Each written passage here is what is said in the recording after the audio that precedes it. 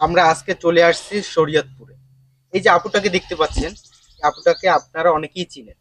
আপুটা কিন্তু আরো একবার আমাদের ভিডিওতে আসছিল। তো আজকে আমরা সরাসরি তার বাড়িতে চলে আসছি। তো আপু কেমন আছেন? আপনার কি অবস্থা? আলহামদুলিল্লাহ ভালো আছি। আপনি ভালো আছেন? এই তো আলহামদুলিল্লাহ। আজকে সরাসরি আপনার বাড়িতে চলে আসছি। আপনার বাড়িতে নাকি অনেক অসুবিধা, ফ্যামিলি প্রবলেম, এই সবকিছু আজকে নিজ চোখে আজকে দেখতে আসছি। তো আপু তো গত একটা ভিডিওতে আপনি আসছিলেন। হ্যাঁ, তো সেখানে তো আপনি বলছিলেন আপনার একটা মনের মানুষ দরকার। হ্যাঁ বলেছিলাম। আদৌ কি আপনি পেয়েছেন মনের মানুষ? সত্যি কথা বলতে কি, হ্যাঁ আমি পেয়েছিলাম, কিন্তু আমাদের ফ্যামিলিতে একটু সমস্যা হয়েছে। যার কারণে আহ, আবার মানে সামনে এগিয়ে আবার পেছনে ব্যাক করতে হয়েছে। মানে ফ্যামিলি প্রবলেমের জন্য। যার কারণে হয় নাই। ওই ভিডিওতে তো আমরা একটা নাম্বার দিয়েছিলাম। তো ওই নাম্বার কি আপনার ফোন আসছিল? ফোন তো অনেকগুলোই আসছিল, কি কিন্তু বলছিল তারা ফোন দিয়ে? অনেকেই বলতেছিল যে জীবন সঙ্গিনী করবে, কিন্তু সবার তো আর কথা বলে তার বোঝা যায় না। আসলে মানুষ মনটাই হচ্ছে আসল। সো আমি আমার মনের মতো ওরকম কাউকে পাইনি, যাও একটা পেয়েছিলাম, কিন্তু সেটা ফ্যামিলিতে সমস্যা হয়েছে, যার কারণে আগানো হয়নি।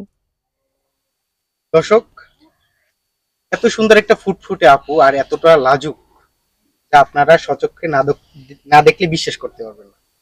তো আপু, তো আপনি দর্শকের উদ্দেশ্যে কিছু বলেন যে কি রকমের জীবন সঙ্গী চাচ্ছেন।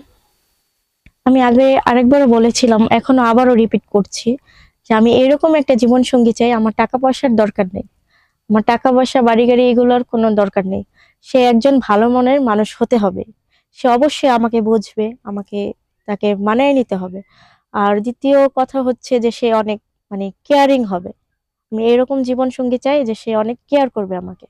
তো আপুর এখন ফ্যামিলির কি পরিস্থিতি, যদি আমরা সচক্ষে দেখবো তারপর আপনি একটু বলে দেন। আমাদের ফ্যামিলিতে হচ্ছে আমার আম্মু, বললাম তো ছোটবেলা থেকে অনেক পরিশ্রমী। তিনি অনেক পরিশ্রম করে আমাদের পড়াশোনা করিয়েছেন, এই পর্যন্ত আমরা আসতে পেরেছি একমাত্র মায়ের জন্য। এবং আমার ফ্যামিলি রিলেটিভ যারা আছে, আমার ফুপু, ফুপুরা, সবাই ভালো, খুব সাপোর্ট করে আমাদের।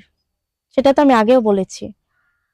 এখন আছে আগের মতোই, আলহামদুলিল্লাহ আমরা মানে ভালো আছি। আমার হচ্ছে অনেক প্রস্তাবই এসেছে, বাড়িতে ঘটকও এসেছে, কিন্তু হচ্ছে আমার মনের মতো তো হতে হবে। হ্যাঁ, প্রস্তাব অনেক এসেছে, অনেক টাকাওয়ালা, মানে টাকা পয়সা বেশি বা এরকম, তারা আমাদের ব্যাকগ্রাউন্ড জানে, জেনেও এসেছে, কিন্তু আমার মন মতো হয়নি। আমার কথা হচ্ছে আমি কোনো টাকাওয়ালা ছেলে চাই না। ঠিক আছে? অনেকের দেখবেন কি যে টাকা আছে কিন্তু সুখ নেই। অনেকের আছে যে সুখটা, মানে সুখটাই হচ্ছে মেন, টাকাটা কিন্তু মেন না। সো আমি চাচ্ছি, আমি যেরকম আমি এরকম একটা জীবন সঙ্গী চাচ্ছি, যে আমাকে বুঝবে। আপনার জীবন সঙ্গী যদি আপনার জীবন সঙ্গী যদি এরকম হয়, একটু বয়স্ক, দেখতে অতটা ভালো না, তখন কি করবেন? সেটা একমাত্র উপর আল্লাহ জানে, কারণ কার ভাগ্যে কি হয় এটা কেউ বলতে এরকমের পারে কোনো না। লোক যদি আপনাকে না, পছন্দ করে। এইরকম হলে আমি ম্যাক্সিমাম না বলি, কিন্তু তারপরেও জানি না, বাকিটা উপর আল্লাহ যা ভালো রাখে। আমি চাচ্ছি যে, আমার বললামই তো, আমার টাকা পয়সা দরকার নেই, একটা ভালো মনের মানুষ, একটা ভালো মানুষ হলেই হচ্ছে। তো দর্শক, আপনারা যারা এই ভিডিওটা দেখছেন, আপনারা শেয়ার করবেন, অবশ্যই শেয়ার করে দিবেন। তো দর্শক, আপনাদের উদ্দেশ্যে একটা কথা বলতে চাই, যে জীবন সঙ্গীকে আপনারা এমন ভাবে তৈরি করুন, এমন ভাবে একটা জীবন সঙ্গী বেছে নিন, যাকে নিয়ে আপনারা সারা জীবন ভালো থাকতে পারবেন, ভালো একটা সংসার সাজাতে পারবেন। তা আমি আশা করি এই আপুটার সাথে তো আমার সরাসরি কথা হয়েছে, আমি দেখেছি। এরকম একটা আপুকে যদি আপনারা জীবন সঙ্গী হিসাবে বেছে নেন। তো দর্শক, সে পর্যন্ত আপনারা ভালো থাকুন, সুস্থ থাকুন। আল্লাহ হাফিজ।